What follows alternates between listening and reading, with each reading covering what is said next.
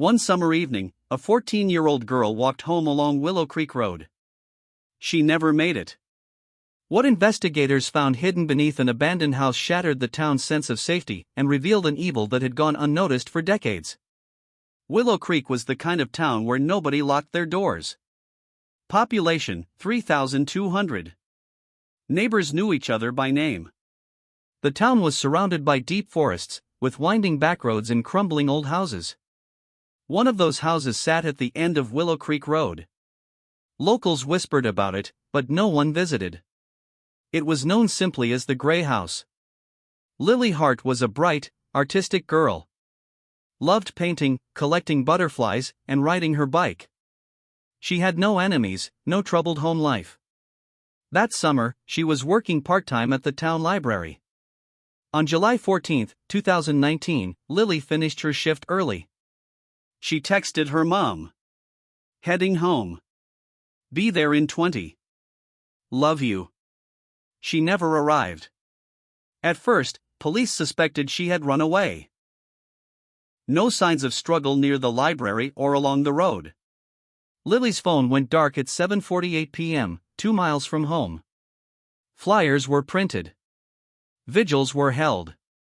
The entire town organized search parties, combing the woods, checking abandoned barns and shacks.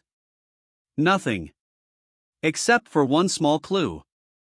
A neighbor said she saw a faded gray pickup truck near the end of Willow Creek Road that night. 2 weeks after Lily vanished, a search dog picked up a scent near the Gray House, an abandoned Victorian mansion that had sat empty since 1987.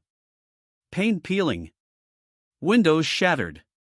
Ivy crawling up the crumbling walls. The house had a cellar that led underground. Locals always thought it was haunted. They weren't wrong. When police entered the cellar, they found chains bolted into the walls, a dirty mattress on the floor, scraps of fabric and plastic bags, old, dried bloodstains, and something newer. A purple butterfly clip, just like the one Lily always wore. Forensic teams confirmed. Fresh DNA matching Lily's. Fibers from her work uniform. This was no runaway case. Investigators found something even darker.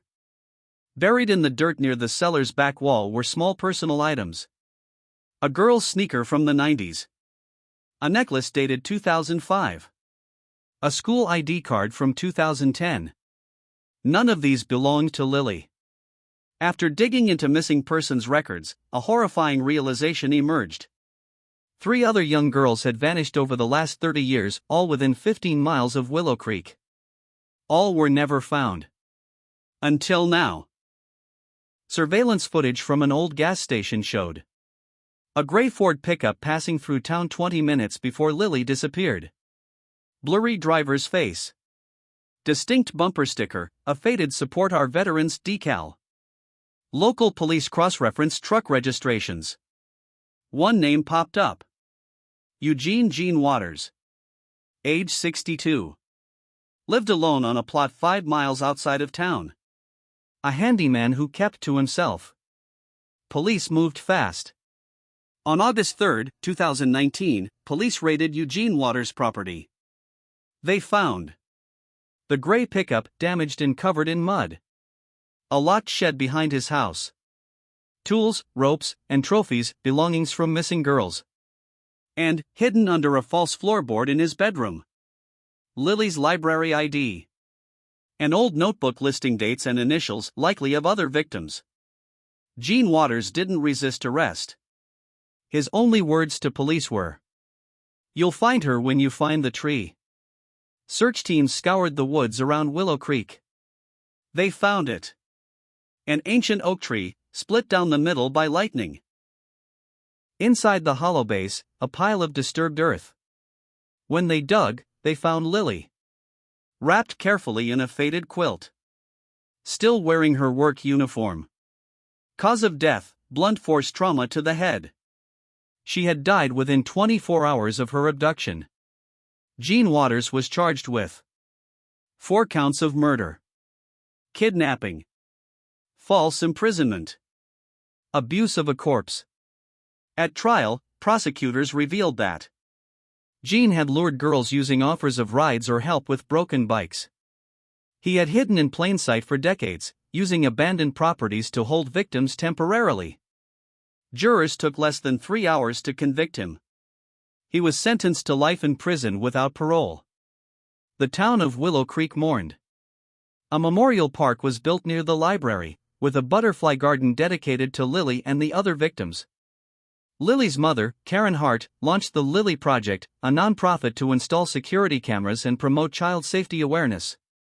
At the dedication ceremony, Karen said, "We couldn't save our daughters from the monsters hiding among us.